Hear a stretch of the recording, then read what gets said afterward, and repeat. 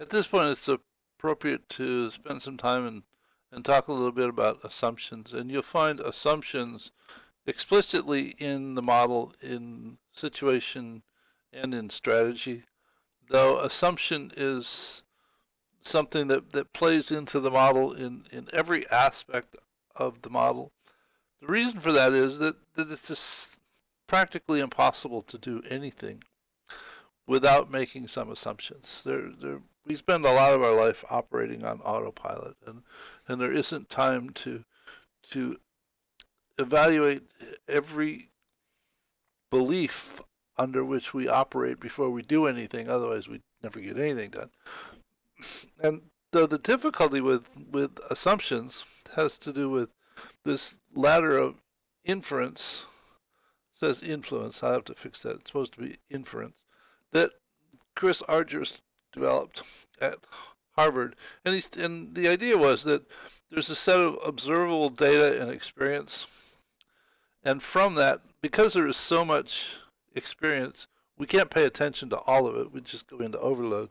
So we select some portion of that to pay attention to, and once we select some cross section of the data, we add meaning to it based upon our own personal preferences and our cultural history, and we make assumptions about that meaning and draw conclusions, and we continue to evolve our set of beliefs under which we act in the future. And oftentimes, this ladder of inference deceives us into believing things that are actually not true. So in terms of developing a strategy to deal with the situation, if we develop an understanding and a strategy that is based upon a set of invalid assumptions, we're not likely to produce the result that we're looking for.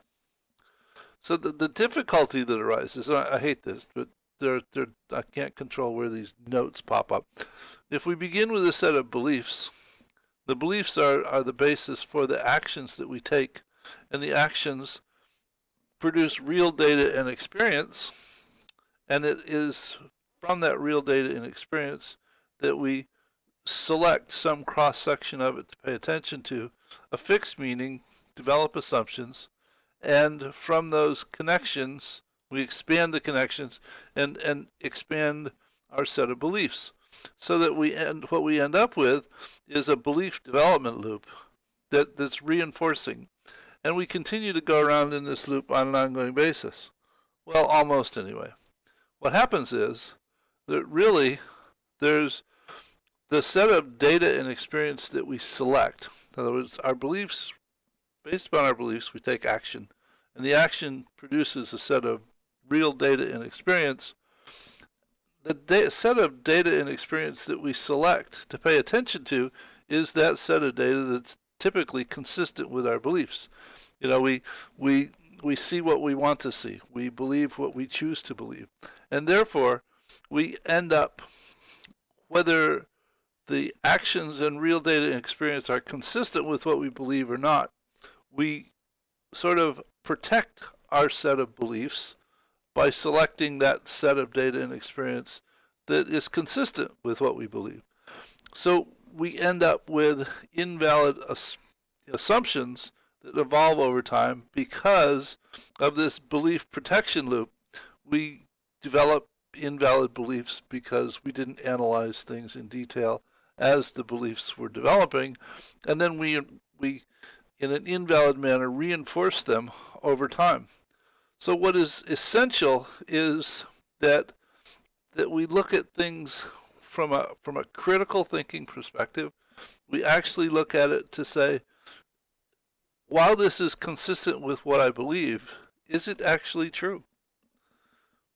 Because if I undertake to do things, as I said, based upon invalid assumptions, I'm not going to get the result that I'm looking for. And in another video, I'll do a breakdown of how you actually pursue a critical thinking perspective to evaluate whether or not your assumptions are valid or not. So, hope this has been somewhat informative in terms of elaborating why, where the assumptions come from, and why it is so critical that we need to pay attention to the assumptions that we're making and ensure that they are actually valid before we choose to or before we decide upon the strategy that we want to implement.